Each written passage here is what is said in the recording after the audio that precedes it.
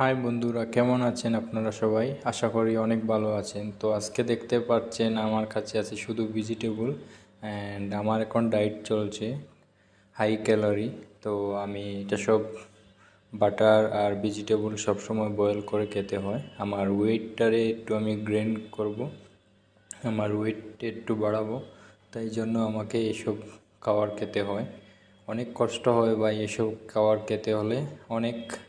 আমি অনেক কষ্ট করছি, ভিডিও বানাচ্ছি আপনারা সবার কাছে যেন পৌঁছে। আর আমার যেরকম ওয়েটটা গেইন হচ্ছে, আমার যেরকম ওয়েটটা বেড়ে যাচ্ছে, তেমন আপনাদেরও ওয়েট বাড়ুক যারা যারা হালকা পাতলা ছেলেরা আছেন। তো কী কী খেতে হয় আমি সব কিছু মাস্টারের কাছ থেকে জানি। আগে যে এক্সারসাইজের আমার মাস্টার আছে ওনার কাছ থেকে জানি, তারপর আমি ইউটিউবেও সার্চ করে দেখি।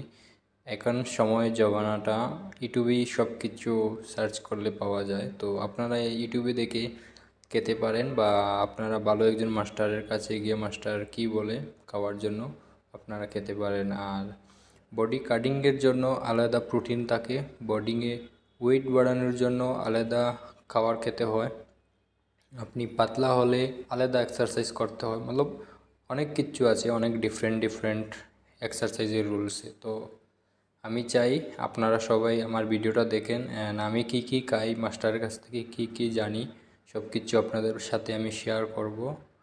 আমার ভিডিওটা আপনাদের ভালো লাগলে আরেকজনের কাছে পাঠিয়ে দিও, যাতে ওই দেখে, আর ও যদি হালকা পাতলা ছেলে থাকে তাহলে খেয়ে অনেক সকাল মোটা হয়ে যাবে।